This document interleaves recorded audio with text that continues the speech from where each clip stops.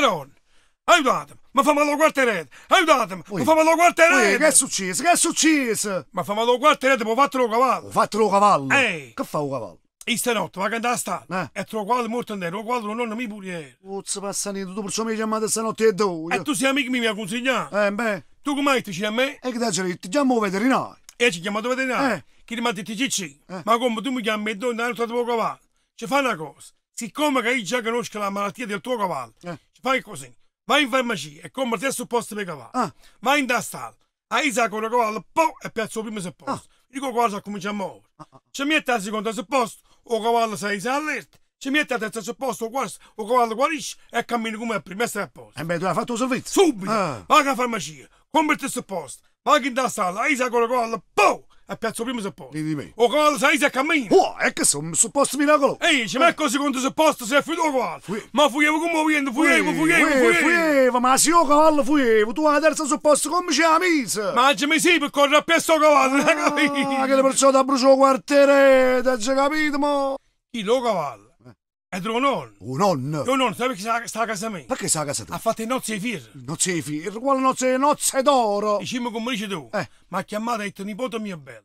Io la prima settimana, il lunedì mille, ce ne è passato a casa tua. Sì. Ha chiamato a mia moglie, mi raccomando. Per tutto il tempo che suo nonno ha non fammi fa una bella figura. Tu sei preferito tuo nonno? Ha detto, Cicci, non ti preoccupare, faccio fare una bella figura. Ma al terzo giorno mi ha chiamato mia moglie. Ha detto, Cicci, ma chiamo nonno e chiama nonno, vedi che è successo qua. Cosa è successo? Cosa è successo? Mi ha chiamato nonno e mi ha detto, nipote mia bella, tu per me che sono con nonno cucina a mezzogiorno. Sì. Ma nonno è l'uno. Quanti a sera a me e 5 a nonno e 6. Ma dice mia moglie, ci posso cucinare 4 giorni per nonno e per nonno. Chiama nonno. Vedi che è successo. Avrà ragione tua moglie. Fa che nonno si pensa che sono le prime nozze, a capire che non si è fatto il chiarino. Ci chiamato nonno. Oh no, ma che è tu fatto? Chi mangia a mezzogiorno, chi è 5, chi è 6. Ma che è successo? Si può sapere? E che ti ha detto nonno? Che ti ha detto? Ha detto che ti ha ricere, nipote mi bello. Tu a sapere che io nonno teniamo una rendita.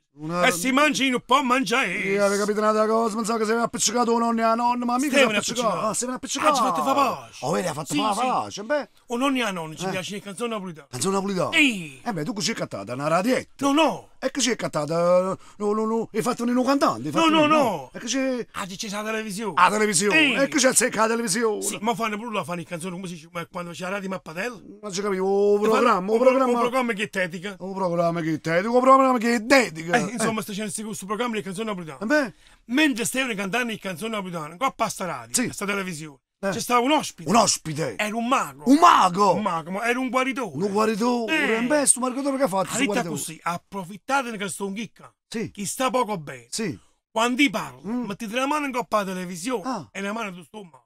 Ma perché un nonno e la nonna stanno malati? Sì, che la nonna tiene un rene malato. Un rene malato? E un nonno? Tiene un cuore malato. Tiene un cuore malato. Ah, nonno, subito. Ha messo la mano in coppa alla televisione e la mano in coppa un rene. Un nonno? Un nonno ha preso la nonna, ha messo la mano in coppa, come si dice, la mano in coppa alla televisione e la mano sotto la panza. La mano sotto la panza? Un coppa o cuore? No, la nonna ha messo la mano in coppa alla televisione e la mano in coppa un rene. Sì. O nonno ha messo la mano in coppa alla televisione e la mano sotto la panza. No, sì, manca capito, fammi capire meglio, fammi capire meglio. Nonno ha messo la mano in coppa alla televisione e la mano in coppa un rene.